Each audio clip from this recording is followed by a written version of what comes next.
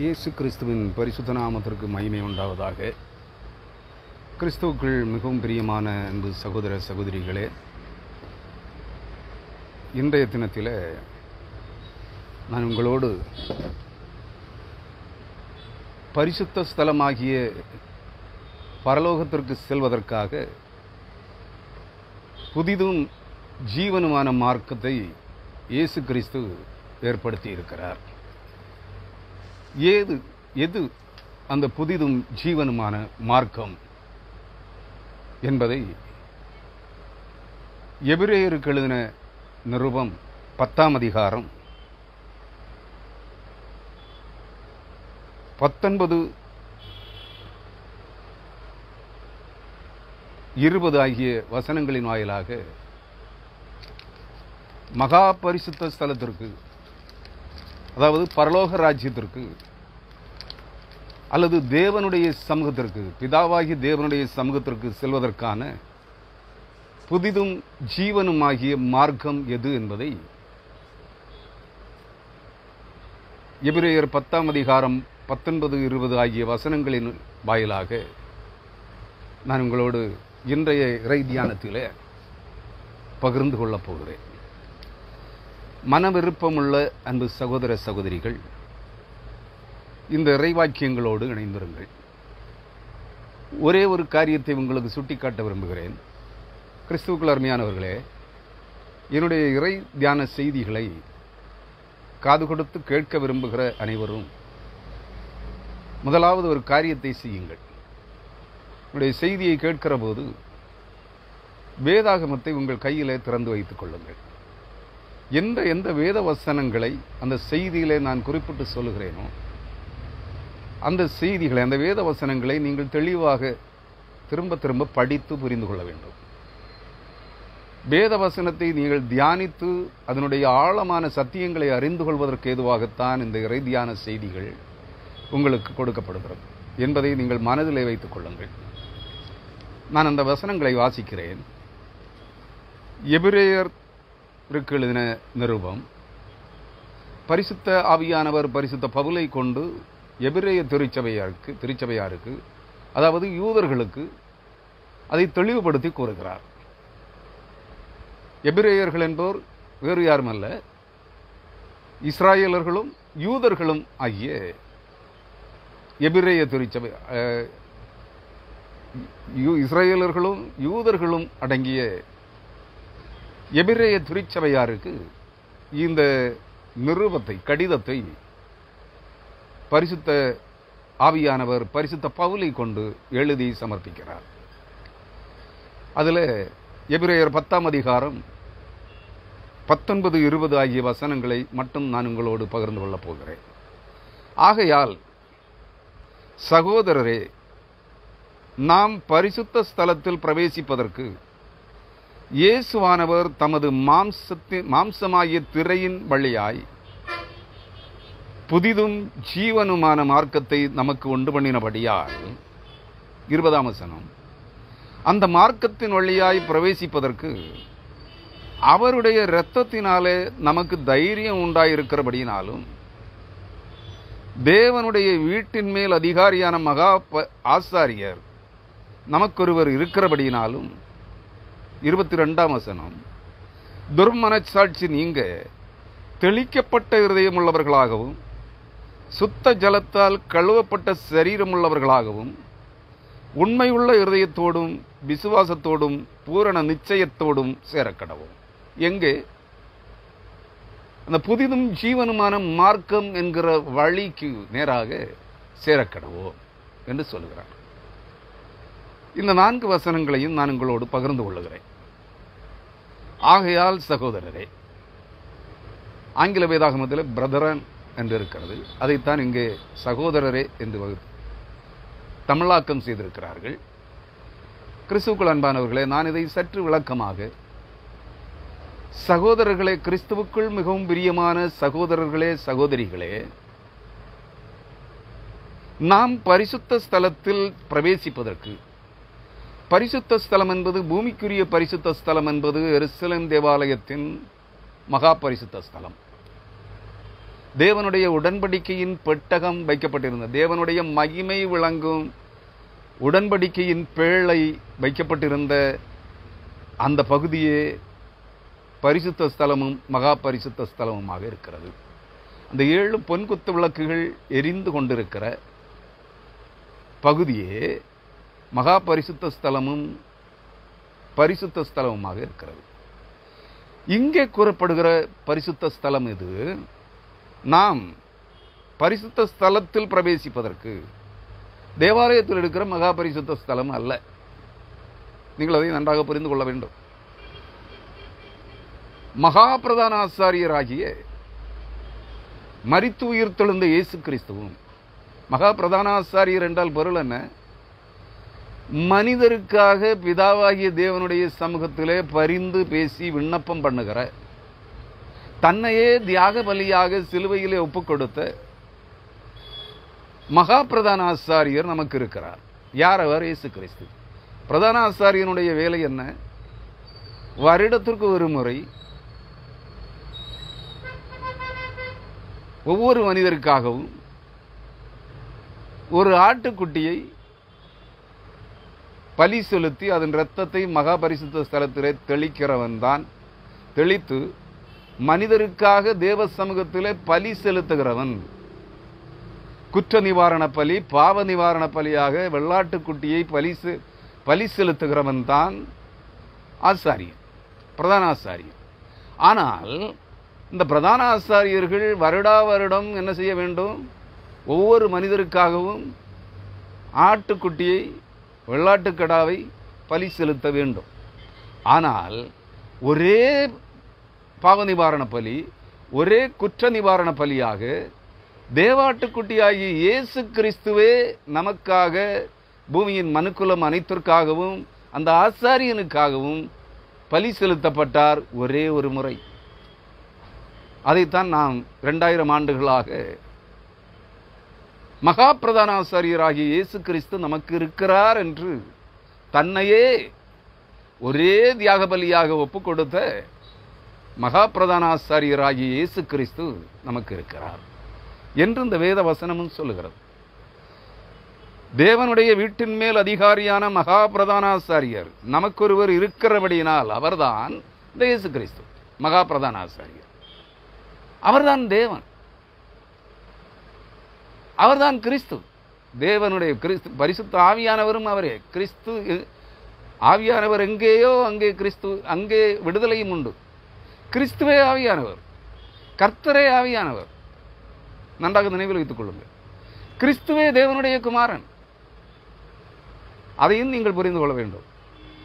யோவான் ஸ்நாபகன் இடத்திலே யோர்தானாற்றிலே இயேசு கிறிஸ்து ஸ்நானம் பெற்றுக்கொண்டு கரையேறிய பொழுது வானம் திறக்கப்பட்டு பரிசுத்த ஆவியானவர் புறாவின் வடிவத்தில் இயேசுவின் மேல் இறங்கி தங்கினார். அப்பொழுது வானத்திலிருந்து பிதாவாகிய தேவன் ஒரு சத்தம் சொல்லுகிறார். என்ன சொல்லுகிறார்? இருக்கிறவராகவே இருக்கிறேன் என்று சொல்லுகிற பிதாவாகிய தேவன், மாற்றமில்லாதவரும் மாறுபாடில்லாதவரும் மாறுதலுக்கு உட்படாதவரும் ஒருவராலும் ஒரு காலும் மாற்றப்படக்கூடாதவருமாயிருக்கிற தேவாதி தேவன் சொல்லுகிறார், இவர் என்னுடைய நேசகுமாரன். எவர்? புறாவின் வடிவத்தில் இயேசு என்கிற மனுஷகுமாரனின் மேல் இறங்கி தங்கின இந்த பரிசுத்த ஆவியானவர் தான் என்னுடைய நேசகுமாரன் என்று சொல்கிறார். இவர் என்னுடைய நேசகுமாரன், இவரில் பிரியமாயிருக்கிறேன் என்று வானத்திலிருந்து அந்த சத்தம் கேட்டது. இதுதான் இயேசுவுக்கு பிதாவாகிய தேவன் கொடுத்த, வானத்திலிருந்து கொடுத்த சாட்சி. நன்றாக புரிந்து கொள்ள வேண்டும் கிறிஸ்துவுக்குள் அருமையானவர்களே. ஆகையால் சகோதரரே, 19ஆம் வசனம், ஆகையால் சகோதரரே, நாம் பரிசுத்த ஸ்தலத்தில் பிரவேசிப்பதற்கு இயேசுவானவர், இயேசுவானவர், இயேசு பூமிக்குரியவர் அல்ல, இயேசு வானத்திற்குரியவர். அதை நீங்கள் புரிந்து கொள்ள வேண்டும். இயேசுவானவர், இயேசுவான அவர் அல்ல, இயேசுவானவர். வானத்திலிருந்து வந்த கர்த்தர் இயேசு. நான் முந்தின செய்தியில சொல்லியிருப்பேன்னு நினைக்கிறேன். யாவே யெகோவா என்கிற ஈசி, ஓசியா 2ஆம் அதிகாரம் 13ஆம் வசனம் அல்லது 16ஆம் வசனம் என்று நினைக்கிறேன். அங்கே யாவே யெகோவா எனும் கர்த்தருக்கு ஈசி என்று ஒரு நாமம் சொல்லப்பட்டிருக்கிறது. இனி நீ என்னை பாகாலி என்று சொல்லாமல் ஈசி என்று சொல்லுவாய் என்று கர்த்தர் சொல்லுகிறார். யாவே யெகோவா என்கிற நாமமுள்ள கர்த்தருக்கு என்ன பெயர்? ஈசி. அவர்தான் இயேசு. அந்த ஈசி என்கிற நாமத்தை தான் இங்கே மலையாளத்திலே ஈசோ என்கிறார்கள், தமிழிலே ஈசன் என்கிறார்கள். தெலுங்கு, கன்னடம், ஹிந்தி முதலான மொழிகளிலே ஈஸ்வரன் அல்லது மகேஸ்வரன், பரமேஸ்வரன், சர்வேஸ்வரன் என்று சொல்லுகிறார்கள். சர்வயேசுவரன், மகாயேசுவரன், பரமயேசுவரன். நன்றாக புரிந்து கொள்ளுங்கள், வார்த்தைகளை பிரித்து அர்த்தம் கொள்ளுங்கள். யாவே யெகோவா, ஈசோ, ஈசி எனும் நாமமுள்ள தேவனே இயேசு என்னும் மானிடகுமாரனாக, மனுஷகுமாரனாக பிறந்தார். அதை புரிந்து கொள்ள வேண்டும். தேவன் மனிதனானார், அவர்தான் இயேசு. நம்மோடு இருக்கும் தேவன் என்னும் இம்மானுவேல் என்னும் நாமம் உள்ளவர் இயேசு. அந்த நம்மோடு இருக்கும் தேவனாகிய இயேசு என்னும் நாமம் உள்ள அந்த தேவனோடு இறங்கி தங்கினவர் பரிசுத்த கிறிஸ்து என்னும் பரிசுத்த ஆவியானவர். தேவனுடைய குமாரனாகிய அபிஷேகம் பண்ணப்பட்ட ராஜாவாகிய கிறிஸ்து, அந்த கிறிஸ்துவே ஆவியானவர். ஆக பிதா, குமாரன், பரிசுத்த ஆவி ஆகிய மூவரும் இயேசு கிறிஸ்துவில் ஒன்றாக இருந்தார்கள். நீங்கள் அதை புரிந்து கொள்ள வேண்டும். அவர் என்ன செய்கிறார்?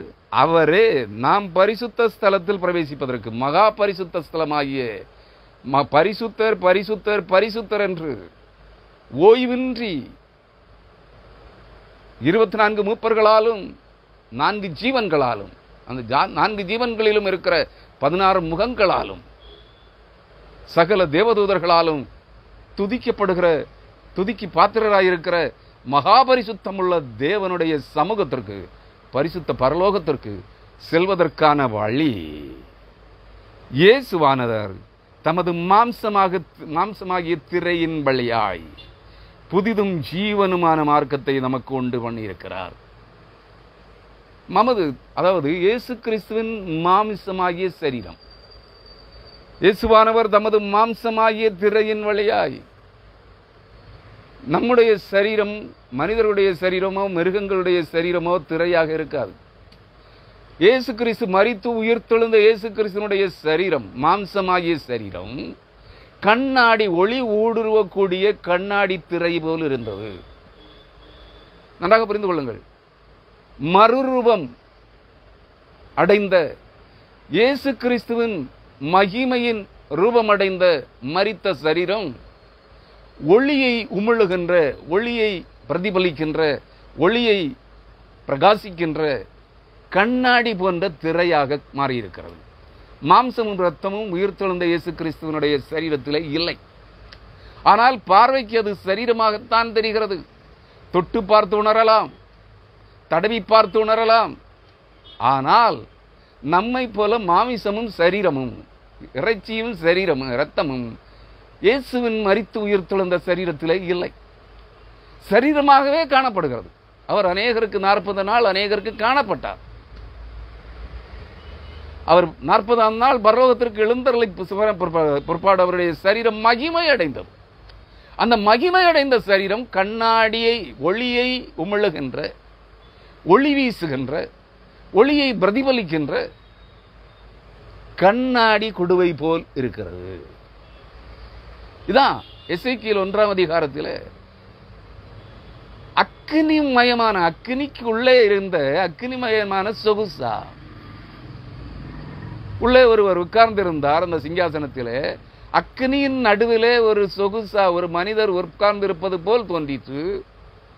அது வெங்கல சொகுசா, பழுத்து கொண்டிருக்கிற, நெருப்புக்குள்ளே பழுத்து ஒளி வீசி கொண்டிருக்கிற, பிரகாசித்துக் கொண்டிருக்கிற ஒரு வெண்கல சொகுசா போல் இருந்தது என்று எசேக்கியேல் சொல்கிறார். இங்கே இயேசு கிறிஸ்து பட்சிக்கிற அக்கினியாயிருக்கிற தேவனாகிய கர்த்தர் மரித்து உயிர்த்தெழுந்த இயேசு கிறிஸ்துவாக கண்ணாடி திரை போல் இருக்கிறார். அவருடைய சரீரம் ஒளி ஊடுருவக்கூடியது. ஒளி தானே பிரகாசிக்கக்கூடியது. அவர் ஜீவ ஒளியாய் இருக்கிறார். அந்த ஜீவ ஒளியாயும் ஒளி ஊடுருவக்கூடிய சரீரமாயும் இருக்கிற அந்த கண்ணாடி திரையாகிய அந்த சரீரத்தின் வழியாய், இயேசு கிறிஸ்துவின் சரீரமாகிய திரையின் வழியாய் புதிதும் ஜீவனுமான மார்க்கத்தை நமக்கு உண்டு பண்ணினபடியால், யாருக்காக இயேசு கிறிஸ்துவின் சரீரம் சிலுவையிலே அடித்து காயப்படுத்தப்பட்டு பிற்கப்பட்டு ஒளி ஊடுருவும் அல்லது ஒளியை பிரகாசிக்கின்ற கண்ணாடி திரையாக மாற்றப்பட்டது? உங்களுக்காக, எனக்காக. அந்த இயேசு கிறிஸ்துவின் சரீரமாகிய அந்த திரை, ஒளி ஊடுருவுகின்ற, ஒளி புகுகின்ற, ஒளி கடந்து வருகின்ற அல்லது ஒளியை பிரகாசிக்கின்ற, ஒளியை உமிழுகின்ற அந்த இயேசு கிறிஸ்துவின் சரீரமாகிய திரை, அந்த கண்ணாடி திரையின் வழியாக நீங்களும் நானும் பரலோகத்திற்கு செல்வதற்கு ஒரு புதிதும் ஜீவனுமான பாதை, வழி, மார்க்கம். மார்க்கம் என்றால் வழி, வழி என்றால் பாதை. அதான் நானே வழியும் சத்தியமும் ஜீவனுமாய் இருக்கிறேன் என்று இயேசு கிறிஸ்து சொன்னார். பிதாவாகிய தேவனுடைய சமூகத்திற்கு சென்றடைவதற்கான வழி நானே, இயேசுவே என்று சொன்னார். அந்த வழிதான் இயேசு கிறிஸ்துவின் சரீரமாகிய கண்ணாடி ஒளித்திரை. நன்றாக புரிந்து கொள்ளுங்கள். அந்த திரையின் வழியாகத்தான் பரலோகத்திற்கு போக முடியும். சும்மா இங்க இருந்து தியானத்தில் இருக்கிறவன் எல்லாம் பரலோகத்துக்கு போக முடியாது. நீங்க அதை புரிந்து கொள்ள வேண்டும். ஏன்னா இங்க வந்தவன், வம்பன், வழிபோக்கன், தோலன், துருத்தி, காணிக்க பிச்சை எடுக்கிறவன் எல்லாம் சொல்றான், நான் முழுக்கு ஸ்நானம் பெற்றேன், ஆவி அபிஷேகம் பெற்றேன், மறுபடி பிறந்து விட்டேன், கிறிஸ்துவை போலாகிவிட்டேன், நான் கிறிஸ்துவை முகமுகமாக காண்கிறேன் என்று. ஆனால் நம்ம பார்வையில் எல்லாம் அயோக்கிய தன மாமிசத்தின் இச்சைகள், காம இச்சைகளோ பொருளாசையின் ஆசை இச்சைகளோ அற்றுப்போகாத துஷ்ட மனிதர்களாகத்தான் இருக்கிறார்கள். வாயை திறந்தால் பச்சை பொய் சொல்லுகிறார்கள். இவர்கள் எல்லாம் சொல்லுகிறார்கள், நாங்கள் பரிசுத்த ஆவியினால் நிறைந்து மறுபடி பிறந்து விட்டோம், நாங்கள் பரலோகத்திற்கு தினந்தோறும் போய் வந்து கொண்டிருக்கிறோம் என்று சொல்லுகிறார்கள். நாங்கள் மரித்து உயிர்த்தெழுந்த இயேசு கிறிஸ்துவை முகமுகமாக கண்டு கொண்டிருக்கிறோம் என்று சொல்லுகிறார்கள். இதோ அவர் இறங்கி வந்திருக்கிறார், இதோ பரிசுத்த ஆவியானவர் உங்கள் நடுவில் இறங்குகிறார், வருகிறார், அதை நான் காண்கிறேன் என்று சொல்கிறார்கள். பரிசுத்த ஆவியானவரை எவரும் பார்க்க முடியாது. நன்றாக புரிந்து கொள்ளுங்கள். அங்க போகணும்னா மகா பரிசுத்த ஸ்தலமாகிய பிதாவாகிய தேவனுடைய இருக்கிற அவருடைய பரலோக சிங்காசன தண்டைக்கு போக வேண்டும் என்றால் இயேசு கிறிஸ்துவின் சரீரமாகிய திரையின் வழியாக, அந்த ஒளியின் வழியாக தான் அங்கே செல்ல முடியும். அதுதான் புதிதும் ஜீவனுமான மார்க்கம். அங்க போகணும்னா ஒரு நிபந்தனை இருக்கிறது. அந்த நிபந்தனையின்படி எல்லாரும் போகலாம். அந்த நிபந்தனையை நிபந்தனையின்படி பரிசுத்தவான்கள் ஆக்கப்பட்டவர்கள் எல்லோரும் பிதாவாகிய தேவனுடைய சமூகத்திற்கு செல்லலாம். நிபந்தனையை நீங்கள் நன்றாக புரிந்து கொள்ள வேண்டும். அதான் 20ஆம் வசனம், எபிரேயர் 10ஆம் அதிகாரம் 20ஆம் வசனம். அது என்ன சொல்லுகிறது?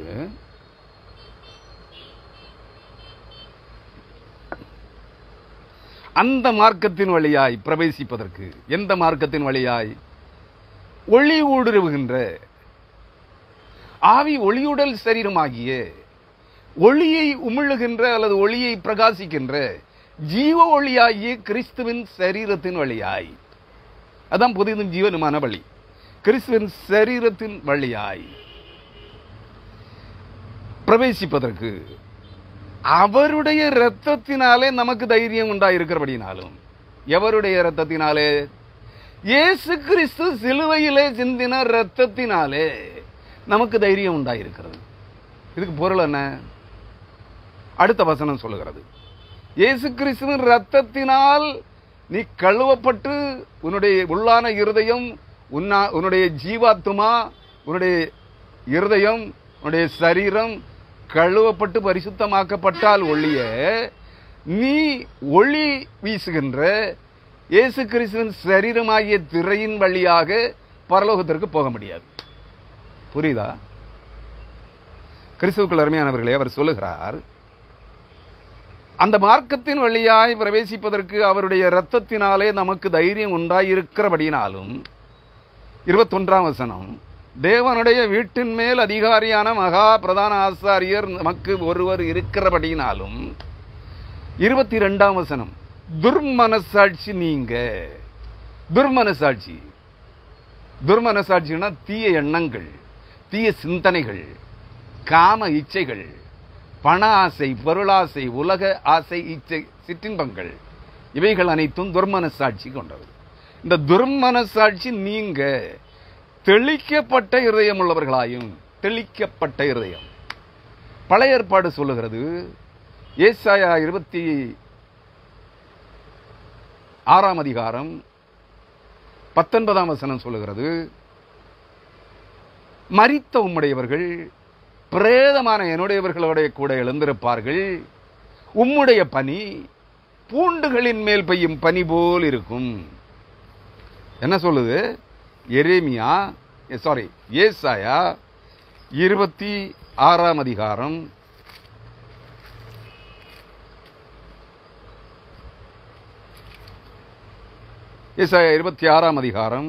19ஆம் வசனம், மரித்த உம்முடையவர்கள் பிரேதமான என்னுடையவர்களோட கூட எழுந்திருப்பார்கள், மண்ணிலே தங்கியிருக்கிறவர்களே விழித்து கம்பீரியுங்கள், உம்முடைய பனி, அதாவது இயேசு கிறிஸ்துவனுடைய பனி, இயேசு கிறிஸ்துவனுடைய ரத்தம், உம்முடைய பனி பூண்டுகளின் மேல் பெய்யும் பனி போல் இருக்கும், மரித்தோரை பூமி புறப்பட பண்ணும். மரித்து அடக்கம் பண்ணப்பட்டு பூமியிலே அடக்கம் பண்ணப்பட்டிருக்கு தங்கள் கல்லறைகளிலே இளைப்பாறை கொண்டிருக்கிறவர்களுடைய ஆத்துமாக்களும் மாம்ச சரீரத்திலே உயிரோடு இருக்கிறோம் என்று நம்பிக்கொண்டு ஆத்மாவிலே செத்து போனவர்களாயிருக்கிற மரித்த நம் ஆமும் சரீரத்திலே உயிரோடு இருக்கிறோம் என்று சொல்லுகிற ஆத்மாவிலே மரித்து போயிருக்கிற செத்த நடைபணங்களாய் வாழ்ந்து கொண்டிருக்கிற நாமும் இயேசு கிறிஸ்துவின் ரத்தம் பூண்டுகளின் மேல், புல் பூண்டுகளின் மேல் பெய்கிற பனி போல் நம்முடைய சரீரங்களின் மேல் சுத்த ஜலமாய் தெளிக்கப்படுகிற இந்த நாளிலே, இந்த சுத்த ஜலம் எசேக்கியேல் 36ஆம் அதிகாரம் 25ஆம் வசனம். எசேக்கியேல் தீர்க்கதரிசியின் புஸ்தகம் வேறையும் பல இடங்கள்ல இருக்கு. நான் இதை இந்த சில வசனங்களை மட்டும் உங்களுக்கு ஒரு அடையாளமாக சுட்டி காட்டுகிறேன். எசேக்கியேல் தீர்க்கதரிசியின் புஸ்தகம் 36ஆம் அதிகாரம்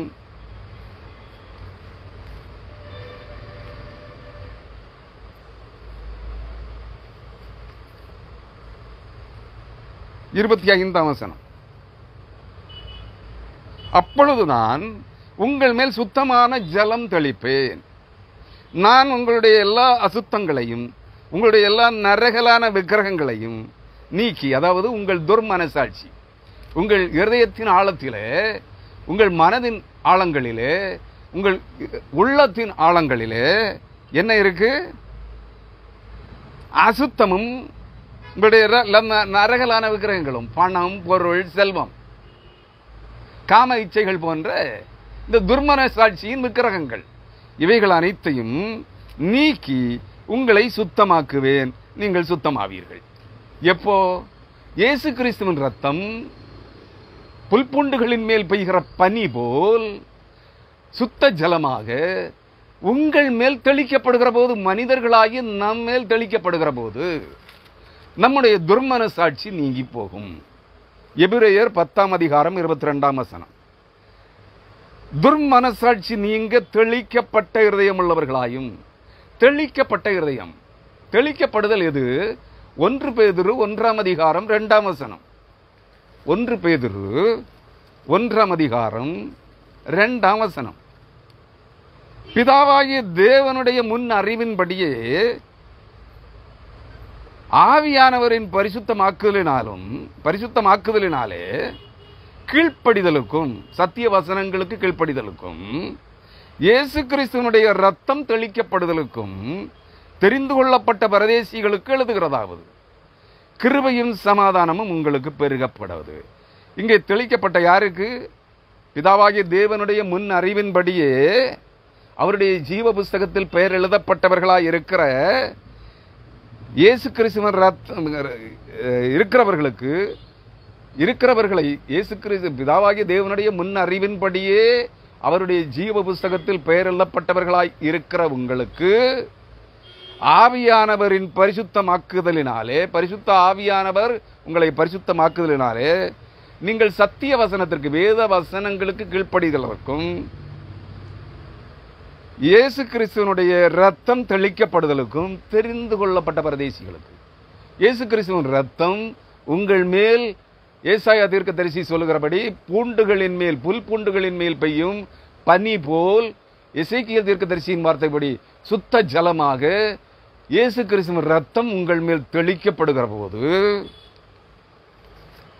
எபிரேயர் 12ஆம் அதிகாரம் 24ஆம் வசனம், எபிரேயர் 12ஆம் அதிகாரம் 24ஆம் வசனம், 23, 24 ஆகிய வசனங்கள். எபிரேயர் 12, 23, 24 ஆகிய வசனங்கள். பரலோகத்தில் பெயர் எழுதியிருக்கிற முதற் பேரானவர்களின் சர்வசங்கமாகிய சபையினிடத்திற்கும், யாவருக்கும் நியாயாதிபதியாகிய தேவனிடத்திற்கும், பூரணராக்கப்பட்ட நீதிமான்களின் ஆவிகளிடத்திற்கும், புது உடன்படிக்கையின் மத்தியஸ்தராகிய இயேசுவினிடத்திற்கும், ஆபேலனுடைய ரத்தம் பேசினதை பார்க்கிலும் நன்மையானவைகளை பேசுகிற ரத்தமாகிய தெளிக்கப்படும் ரத்தத்தினிடத்திற்கும். இயேசு கிறிஸ்துவின் ரத்தம் சுத்த ஜலமாக வெண் பனி போல் தெளிக்கப்படுகிற இடத்திற்கு நீங்கள் வந்து சேர வேண்டும் என்று சொல்லுகிறார். அதான் இங்க எபிரேயர் 10ஆம் அதிகாரம் 22ஆம் வசனத்திலே பரிசுத்த ஆவியானவர் பரிசுத்த பவுலின் மூலமாக அதை சொல்லுகிறார். துர்மனசாட்சி நீங்க தெளிக்கப்பட்ட இருதயம் உள்ளவர்களாய் இயேசு கிறிஸ்துவின் ரத்தம் உங்கள் மேல் வெண்பனி போல் தெளிக்கப்படுகிற போது, சுத்த ஜலமாக தெளிக்கப்படுகிற போது, அது உங்கள் சரீரங்களிலே ஊடுருவி உங்கள் உள்ளான இருதயத்திலும், உங்கள் ஜீவாத்மாவிலும், உங்கள் மனதின் ஆழங்களிலும், உங்கள் முழு உள்ளத்திலும் அது ஊடுருவி துர்மனசாட்சி உங்கள் இருதயத்தின் ஆழங்களிலே இராதபடிக்கு, உங்கள் மனதின் ஆழங்களிலே, உங்கள் உள்ளத்தின் ஆழங்களிலே இராதபடிக்கு உங்களை முழுவதும், உங்கள் உள்ளான மனிதனாகிய உங்கள் ஜீவாத்மா முழுவதையும் கழுவி சுத்திகரிக்கும் என்கிற கழுவப்பட்ட துர்மனசாட்சி நீங்க தெளிக்கப்பட்ட இருதயம் உள்ளவர்களாயும், சுத்த ஜலத்தால் கழுவப்பட்ட சரீரம் உள்ளவர்களாயும், உங்கள் ஆவி ஆத்துமா சரீரம் முழுவதும் சுத்த ஜலமாய் இயேசு கிறிஸ்துவின் தெளிக்கப்படும் இரத்தத்தினால் கழுவி சுத்திகரிக்கப்பட்டு கழுவப்பட்ட சரீரம் உள்ளவர்களாயும், உண்மையுள்ள இருதயத்தோடும் விசுவாசத்தின் பூரண நிச்சயத்தோடும் சேரக்கடவோம். உண்மையுள்ள இருதயம். இயேசு கிறிஸ்து தான் மெய்யான தேவன். அவர்தான் என்னுடைய பாவங்களுக்காக, என்னுடைய அக்கிரமங்களுக்காக கல்வாரி சிலுவையிலே பாடுபட்டு ரத்தம் சிந்தி மரித்தார், மரித்து உயிர் தெழுந்தார், இன்றும் இருக்கிறவராகவே இருக்கிறேன் என்று சொல்லுகிற மாற்றமில்லாத தேவனாக, பரிசுத்த ஆவியானவராகிய தேவனாக இருக்கிறார். அவரிடத்தில் நான் சென்று சேர்வதற்கு அவர் சிலுவையில் சிந்தின இரத்தத்தில் இருக்கிற அந்த சுத்த ஜலத்தினாலே நான் பரிசுத்தமாக்கப்பட்டிருக்கிறேன், பரிசுத்தமாக்கப்படுவேன் என்கிற பூரண நிச்சயம், பூரண நம்பிக்கை. இயேசு கிறிஸ்துவின் இரத்தத்தில் இருக்கிற சுத்த ஜலம், ஜீவ தண்ணீர் தான் சுத்த ஜலம். 1 யோவான் 5ஆம் அதிகாரம் 8ஆம் வசனம். 1 யோவான் 5ஆம் அதிகாரம், யோவான் எழுதின நிருபங்களிலே முதலாம் நிருபம், 1 யோவான் 5ஆம் அதிகாரம் 8ஆம் வசனம். பூலோகத்திலே சாட்சியிடுகிறவைகள் 3: ஆவி, ஜலம், இரத்தம். இவை என்பவைகளே, இம்மூன்றும் ஒருமைப்பட்டிருக்கிறது. இயேசு கிறிஸ்து சிலுவையில் சிந்தின இரத்தத்திலே ஆவியாகிய ஜீவன் இருக்கிறது, ஜலம், ஜீவ தண்ணீராகிய ஜலம் இருக்கிறது, இரத்தம் இருக்கிறது. இம்மூன்றும் இயேசு கிறிஸ்து இரத்தத்திலே ஒன்றாயிருக்கிறது. இந்த இயேசு கிறிஸ்து இரத்தத்தில் இருக்கிற அந்த ஜலம் விஞ்ஞான ரீதியாகவும் இது நிரூபிக்கப்பட்டது. மனிதர்கள் அல்லது புறாக்கள் அல்லது பறவைகள், மிருகங்கள் அனைத்தினுடைய இரத்தத்திலும் 3/2 பங்கு, சரீரத்தில் இருக்கிற முழு இரத்தத்தில் 3/2 பங்கு தண்ணீர். இயேசு கிறிஸ்து சிலுவையில் சிந்தின இரத்தத்திலும் 3/2 பங்கு தண்ணீர். அதனால் தான் இயேசு கிறிஸ்து சிலுவையிலே மரித்து விட்டாரோ என்று சோதிப்பதற்கு, எவ்வளவு சீக்கிரமாய் மரித்து விட்டாரோ, என்று ஒரு ரோம போர்ச்சேகவன் தன் ஈட்டியை ஓங்கி அவருடைய விலாவிலே குத்தினான். அங்கிருந்து திறக்கப்பட்டவருடைய மார்பிலிருந்து இரத்தமும் தண்ணீரும் புறப்பட்டு வந்தது. அதான் இயேசு கிறிஸ்துவின் இரத்தத்தில் 2/3 தண்ணீர். அதுதான் சுத்த ஜலம். அந்த சுத்த ஜலத்தினால் கழுவப்பட்டவர்கள் மட்டும்தான் புதிதும் ஜீவனுமாகிய மார்க்கமாகிய இயேசு கிறிஸ்துவின் கண்ணாடி ஒளி ஊடுருவுகின்ற ஒளி உமிழுகின்ற ஒளியை பிரகாசிக்கின்ற ஜீவ ஒளியாகிய கிறிஸ்துவின் சரீரமாகிய அந்த திரையின் வழியாக பரலோக ராஜ்யமாகிய பரலோகத்தின் தேவனாகிய கர்த்தருடைய சமூகத்திற்கு சென்று சேர முடியும். இதிலிருந்து என்ன சொல்ல வருகிறார் பரிசுத்த ஆவியானவர்?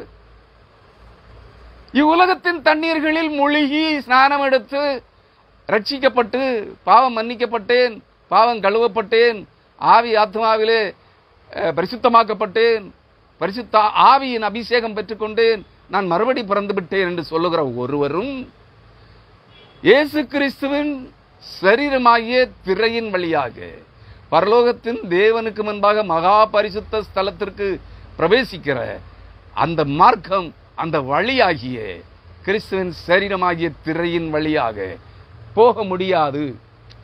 அதுக்குள்ளே போகணும்னா இயேசு புதிதும் ஜீவனுமாகிய மார்க்கம் என்கிற வழியாகிய பிதாவாகிய தேவனிடத்திற்கு சென்றடையக்கூடிய வழியாகிய இயேசு கிறிஸ்துவின் சரீரமாகிய ஆவி ஒளியுடல் கண்ணாடி திரை வழியாக பிரவேசிக்க வேண்டுமென்றால், பரலோகத்திற்கு போக வேண்டுமென்றால், பரலோக தேவனிடத்திற்கு சென்று நித்திய ஜீவனை பெற்றுக்கொள்ள வேண்டுமென்றால், ஜீவ கிரீடமாகிய நித்திய ஜீவனை பெற்றுக்கொள்ள வேண்டுமென்றால், நீ தெளிக்கப்படும் இயேசு கிறிஸ்துவின் இரத்தத்தினால், அதில் இருக்கிற சுத்த ஜலத்தினால் நீ கழுவி பரிசுத்தமாக்கப்பட்டிருக்க வேண்டும். இல்லாமல் இவ்வுலகத்தின் தண்ணீர்களினாலே நீ உன்னை கழுவி பரிசுத்தமாக்கி கொண்டாலும் நீ பரலோகத்திற்கு போக முடியாது. ஆனால் இவ்வுலகத்தில் உள்ள அசுத்த ஆவிகளை நீ உள்வாங்கிக் கொள்ள முடியும். அசுத்த ஆவிகளின் குடியிருப்பாக துர்மனசாட்சி நிறைந்த பேய் மனம் கொண்ட அருவருக்கப்படத்தக்க அசுத்தம் நிறைந்த பண ஆசையின் இச்சையும் காம இச்சைகளும் நிறைந்த துஷ்ட சாதாரண மனிதர்களாகவே நீ இருக்க முடியும். நீ பரலோகத்திற்கு போக முடியாது என்று சொல்லுகிறார். கிறிஸ்துவுக்குள் அருமையானவர்களே, அல்லாமலும் நம்முடைய நம்பிக்கையை அறிக்கையிடுகிறதில் அசைவில்லாமல் உறுதியாய் இருக்க கடவோம். வாக்கு தத்தம் பண்ணினவர் உண்மையுள்ளவராய் இருக்கிறாரே.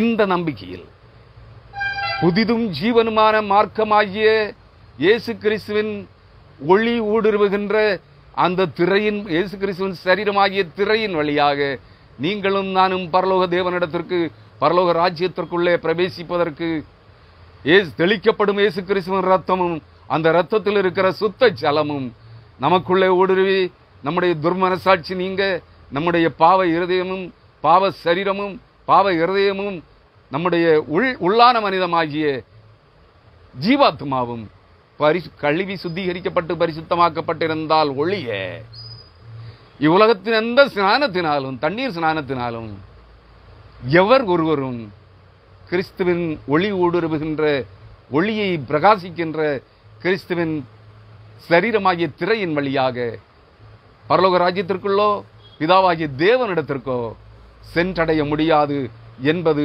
உண்மை.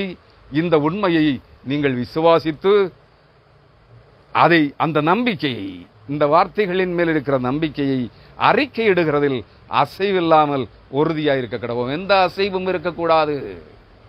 உறுதியாக இதுவே உன்னுடைய நம்பிக்கையாக இருக்க வேண்டும். உன் ரட்சிப்பின் பாத்திரம்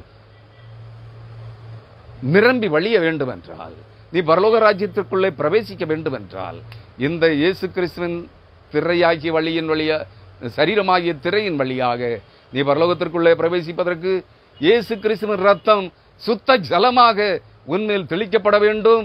அந்த சுத்த ஜலமாகிய இயேசு கிறிஸ்துவின் ரத்தத்தினால் நீ கழுவி சுத்திகரிக்கப்பட்டு பாவமர அழுக்கற கழுவப்பட்டு பரிசுத்தவானாக மாற்றப்பட்டிருக்க வேண்டும். அந்த பரிசுத்தமாக்கப்பட்ட உன் சரீரத்திலே, உன் இருதயத்திலே, உன் ஆத்மாவிலே மகா பரிசுத்தம் உள்ளவராகிய பரிசுத்த ஆவியாயிருக்கிற தேவன் இறங்கி வருவார். அப்பொழுது நீ மறுரூபமாக்கப்படுவாய், நீ மறுபடி பிறப்பாய், நீ நித்திய ஜீவனை பெற்றுக்கொள்ளுவாய். பரலோக ராஜ்யத்திற்குள்ளே பிரவேசிப்பாய் என்று பரிசுத்தாவியானவர் இந்த எபிரேயர் 10ஆம் அதிகாரம் 19 முதல் 23 வரையான வசனங்களின் வழியாக உங்களுக்கும் எனக்கும் கற்பித்திருக்கிறார். இதை கற்றுக்கொள்ளுங்கள், இதன் மேல் நம்பிக்கையாயிருங்கள். இதுவே உங்கள் ரட்சிப்பின் விசுவாசமாக, உங்கள் பரலோக வாழ்வுக்கான நித்திய ஜீவனுக்கான விசுவாச நம்பிக்கையாக, அறிக்கையாக உங்கள் வாயிலிருந்து, இருதயத்தின் ஆழத்திலிருந்து தேவ சமூகத்தில் அறிக்கையாக வெளிப்பட வேண்டும் என்று பரிசுத்தாவியானவர் எதிர்பார்க்கிறார். கிறிஸ்துவுக்குள் அருமையானவர்களே, இந்த இறைவார்த்தைகள் உங்களுக்கு போதிக்கிறபடியே அவைகளிலே அசைவின்றி உறுதியாய் நிலைத்திருங்கள். கர்த்தர் உங்களோடு பேசுவார். பரிசுத்தாவியானவர் தம்முடைய வேத வசனங்களின் வழியாக உங்களோடு பேசுவார், உங்களை வழிநடத்துவார். காத்திருங்கள், அவர் சமூகத்தில் அமர்ந்திருங்கள். அடுத்த செய்தியோடு வருகின்ற புதன் அல்லது வியாழனன்று மதியத்தில் உங்களை சந்திக்கிறேன். அதுவரை இந்த இறைவார்த்தைகள் உங்களோடு பேசிக் கொண்டிருக்கட்டும். ஆமென். ஹல்லேலூயா.